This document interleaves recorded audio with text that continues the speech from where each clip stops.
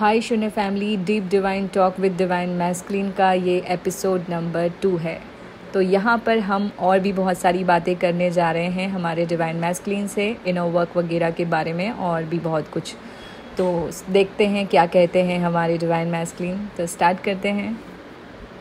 तो हमारे divine masculine जी, मेरा सवाल आपसे ये है कि जैसे कि बोला जाता है इनर वर्क, जिसको तपस्या, मेडिटेशन या ध्यान के नाम से जाना जाता है, तो आपके हिसाब से इनर वर्क का मतलब क्या होता है? देखिए, इनर वर्क का मतलब होता है कि पहले आप सबसे पहले अपने ऊपर काम करिए, अपनी आदतों को देखिए और ऐसी आदतें बनाइए कि आप किसी और का अच्छा कर सकें, भला कर सकें, किसी और को खुशी दे पाएँ। तो ऐसा मैं इसलिए कह रहा हूँ क्योंकि जब आप ऐसा करेंगे ना, तो अगर आप किसी और को खुश करेंगे तो आपको उससे जितनी खुशी मिलेगी, आप किसी भूखे को कभी खाना खिला के देखिए जब वो पहला निवाला खाकर खुश होगा ना, तो जितनी खुशी उसे होगी उससे कहीं ज़्यादा खुशी आपको मिलेगी। तो ये सबसे बड़ा पार्ट होता है इनर वर्क का। और ऐसे ही अगर आप जैसे जानवर हैं, पशु पक्षी हैं, उन लोगों के लिए कुछ खाना रख दीजिए, कुछ भी रख दीजिए, उनका ख्याल कीजिए, उनके बारे में जो बोल नहीं सकते हैं उनके बारे में सोचिए।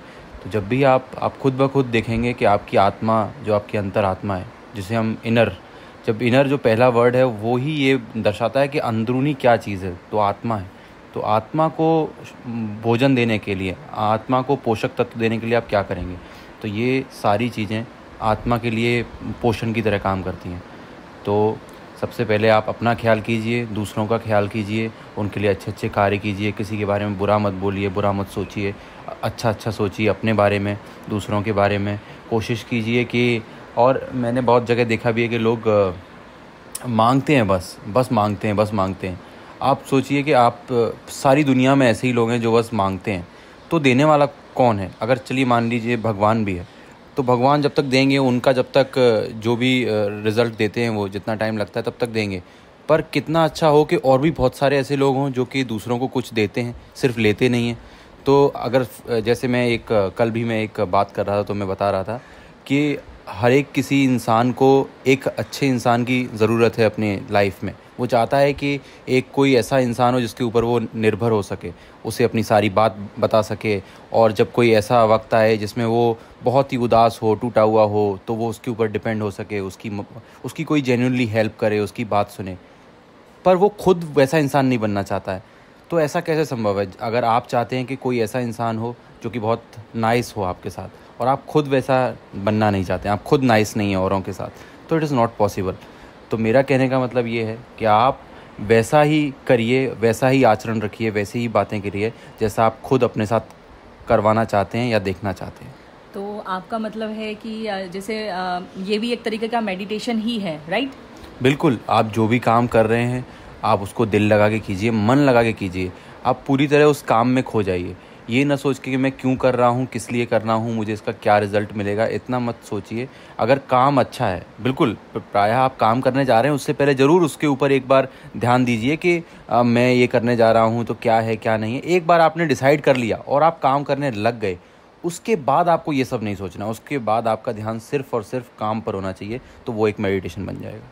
हाँ, जैसे कि नाउ मोमेंट में रहना, तो ये भी एक तरीके से वही हो गया कि आप प्रेजेंट मोमेंट में हो, आपका पूरा ध्यान उस चीज़ के ऊपर है। हाँ, कह सकते हैं एक तरह से ये वही चीज़ है। ठीक है, तो मतलब ये तो बहुत इजी है फिर। हाँ, बिल्कुल इजी है। देखिए, मतलब अगर लोग इसको वैसा ना समझे कि मुझे घंटों तक मेडिटेशन करना, उससे तो कहीं ज़्यादा अच्छा है आज के टाइम के हिसाब से। जी, देखिए मैं हमेशा कहता हूँ कि लाइफ सिंपल है, नेचर भी बहुत सिंपल है, बट उसके कुछ रूल्स हैं, उसके अनुसार आपको चलना पड़ेगा। अब वो रूल्स अगर आप उसको मुश्किल तरीके से लेंगे तो आपके लिए बहुत मुश्किल हो सकते हैं, और नेचर इतनी क्रूर भी हो सकती है कि आपको अच्छे लोगों को नानी याद दिला दे। पर अगर आप बहुत सिंप्लिसिटी के साथ उसको फॉलो करेंगे तो सब कुछ बहुत सिंपल है लाइफ में। अगर आप कॉम्प्लेक्सिटी लेके आएंगे तो नेचर इतनी कॉम्प्लेक्स है कि उससे ज़्यादा कॉम्प्लेक्स चीज़ इस पूरे ब्रह्मांड में नहीं है। आप इंसान को ही देख लीजिए, इंसान की एक एक अंग, एक एक आँखें, एक एक कोई भी एक छोटी सी चीज़ इतनी कॉम्प्लेक्स बनाई है भगवान ने कि उसको रेप्लिकेट करना पॉसिबल नहीं है। सेम विद ब्रह्मांड के साथ भी ऐसी चीज़ें हैं जिसको रेप्लिकेट करना इम्पॉसिबल है। तो बहुत कॉम्प्लेक्स है सब कुछ, और अगर आप देखें तो बहुत आसान है। सिर्फ देखने का और समझने का नज़रिया होना चाहिए।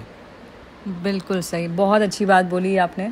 तो आज के लिए ये काफ़ी था। और भी कुछ कहना चाहते हैं आप, जो आपने अपनी लाइफ में, मतलब आपने इनर वर्क कैसे किया या कैसे आपने खुद को बदला? क्या आप भी घंटों तक मेडिटेशन करते हैं या फिर यही चीज़ें कुछ करके आपका मेडिटेशन हो जाता है?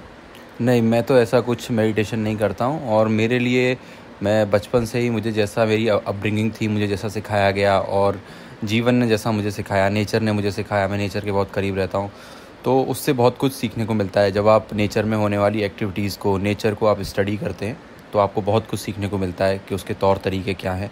और मैंने उससे यही सीखा है कि आप अपने काम में खो जाइए, दिल लगा के कीजिए। और जब कभी भी आपका ध्यान इधर उधर जाता है, तो हो सके तो भगवान का नाम या ऊपर वाले का नाम लीजिए, उससे सारे काम बन जाएंगे और मेडिटेशन उसी में अपने आप बन जाएगा और आपके सारे कार्य सफल होते चले जाएंगे। जैसे कि सूर्य अपने टाइम पे निकलता है, ऐसा कभी नहीं होता कि वो ना निकले। हाँ, बिल्कुल जैसे मून वैसे। भी अपने टाइम पे निकलता है, ऐसा नहीं है कि कभी ना निकले।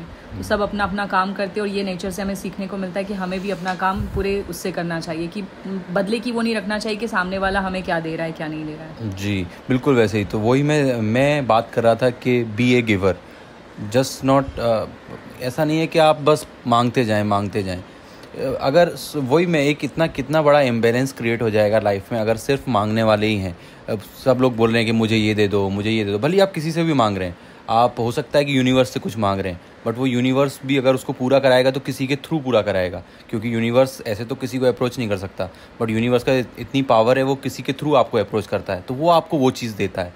तो बी ए गिवर, जब आप देने लगते हैं तो आपके पास वो कितना मल्टीफोल्ड वापस आएगा ये आपको भी नहीं पता है। तो आप करते रहिए, बस अच्छा करते रहिए दूसरों के लिए, जितना हो सके, जहाँ तक हो सके, आपकी कैपेसिटी के हिसाब से। अब ऐसा भी नहीं कि आपकी कैपेसिटी नहीं है कुछ कार्य करने की। फॉर एग्जांपल, आपके पास 100 रुपये हैं और आपने किसी भूखे को देख लिया और आपने पूरे 100 के 100 उसको दे दिए, आपके पास खुद कुछ नहीं बचा। आप अगले 2 दिन बाद भूख के कारण या 5 दिन बाद आप खुद बीमार पड़ गए या फिर आपकी हालत ख़राब हो गई, तो उससे आपका नुकसान है। फिर आपने सिर्फ एक ही आदमी की हेल्प की, आप बाकी लोगों की हेल्प नहीं कर पाएंगे। और जो आपके, अगर आप स्वस्थ रहते, अच्छे रहते, तो और लोगों की हेल्प करवाते।